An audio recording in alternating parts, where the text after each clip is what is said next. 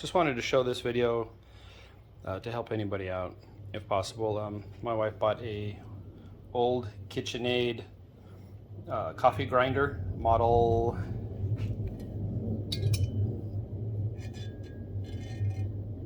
A9, and so I'm just going through and cleaning it up and fixing it up. And I just wanted to bring out a couple of things because I'm sure you guys can probably all do this, but I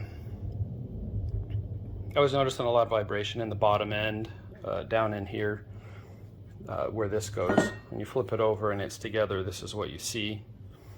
And so right here, so I want to point this out. Right here in this hole is where the bushing goes. Okay, and then the bottom of the shaft goes down into there. And that's what allows it to spin, right? So I wanted to point out as I took this one apart, and to be careful, down in that little hole is a little ball bearing, and it just sits right there.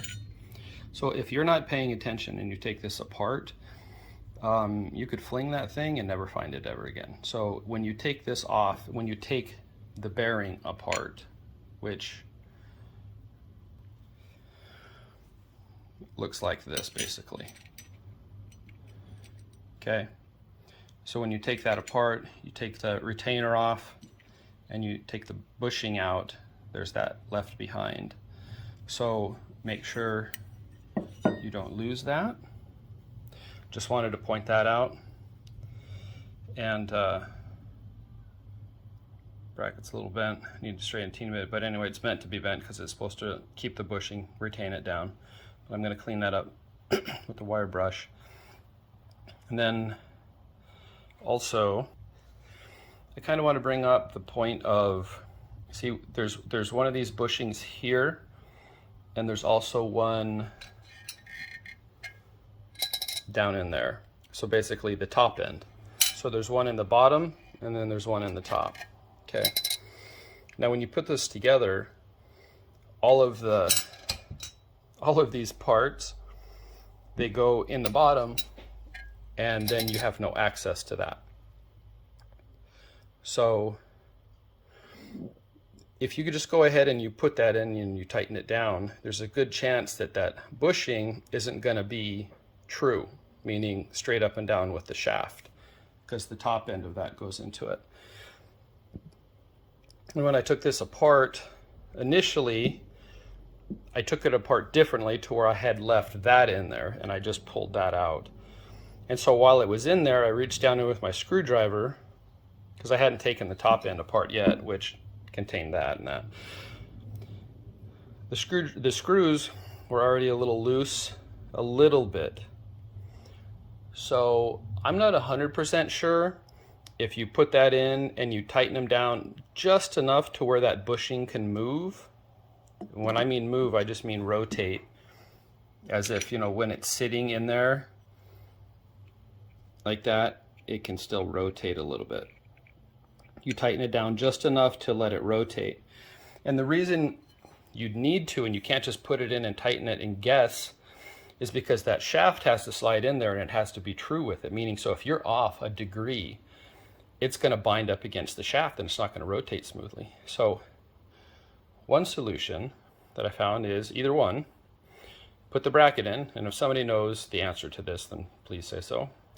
Put the bracket in, tighten it down just to allow the minimal amount of movement. And when you put the shaft in, it will adjust to the shaft. Okay, or you can put it in the same way that I just said to allow minimal movement. Then go ahead and assemble everything else. Put it in there to where everything's lined up and the shaft is through and it's poking out the other side. And then take everything straight out again. And then at that point, the bushing will already be lined up. And then you go ahead and you tighten those down. Those are two different things you can do. Now, if you leave the screws kind of loose, is it possible they could vibrate out? Yeah. So I don't know how to go about that without throwing in any Loctite, and I didn't see any Loctite on these, so I don't know what they did back in the day. So anyway, those are my 2 cents, and if I can think of anything else to add to this as I get this thing back together, I'll let you know. Yeah, one other thing I thought of, as you're putting this together, you can't just put these together dry, because anytime you have rotating metal parts, you're going to need lubrication at some point of something, or it's just going to not be good. So I did not see any grease.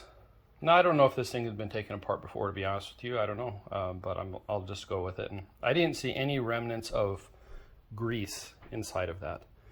So I'm not going to put grease in it, but I am going to put an oil. So I have some 3-in-1 that I'm going to go ahead and use and put some drops in the bearings just to help it.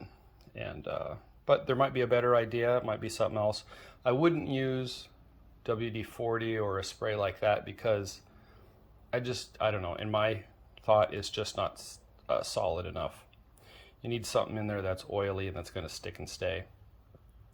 So anyway, that's my last thought on that one. So when you do put yours back together, make sure you put some drops of oil or something in the bottom and then in the top bearing, that one down in there, to give it some lubrication.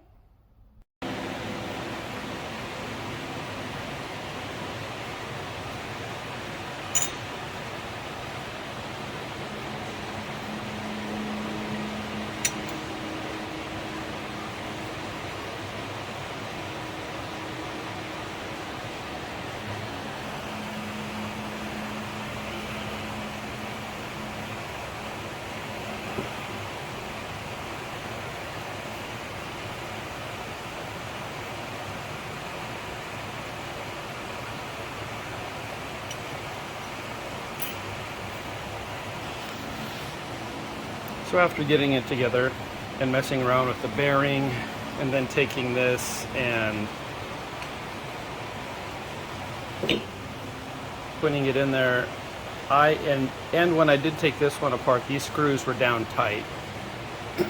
Okay, so I'm going to go ahead and do the method of, I'm going to put this down nice and snug, but leave it enough to be able to move it, which I already tested it by putting it in, and I could rotate the shaft, not rotate it, but move it from side to side just enough.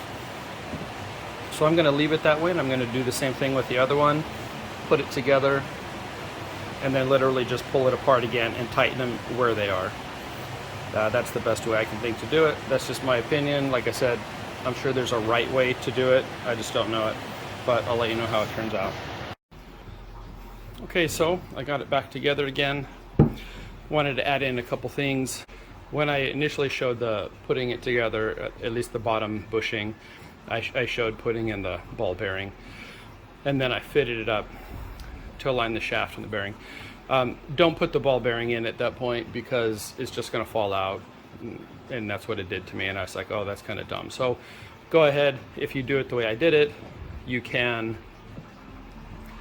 leave the ball bearing out, assemble everything loose, the bearings on the top and the bottom, put everything together, everything together, and so the shaft comes out the top. You don't need to put this top stuff in, just all the internals. Put it in, spin it around to make sure it's free, everything's good, and then go ahead and just drop everything straight out. And then once you have this part out, go ahead and take the armature, or the part that spins, and then just pull it straight out, and then go ahead and undo the bottom. I only twisted 2 of them because I don't like to fatigue the metal, so I didn't twist them all, but I twisted 2 and made sure they were all good and tight. And then go ahead and undo those, pull them out, and then go ahead and tighten the bushing down, and then you'll have access through here to the top one, and you go ahead and tighten it down. And then that was it. I will say that I turned it on, it spins, it does great. This does get hot right here a lot, which I know anything that spins is going to create heat, but I was kind of amazed at how hot this gets here. And I don't know what they're supposed to do since I don't own one, and I've never seen another one. But I do question about the kind of oil or whatever lubrication should be in the bottom with that ball bearing. So anyway, luckily these aren't used for, you know, minutes at a time like anything horrible. It's usually short bursts. That's my only question, but it spins great, functions great, looks great for being vintage, and that's it. Hope you guys got anything out of this video, and ask me any questions. I'm not an expert at this. This is my first one. I don't do this for a living. There's just a couple of things that I noticed while putting it back together. That's it. So thank you all. Hope you enjoyed.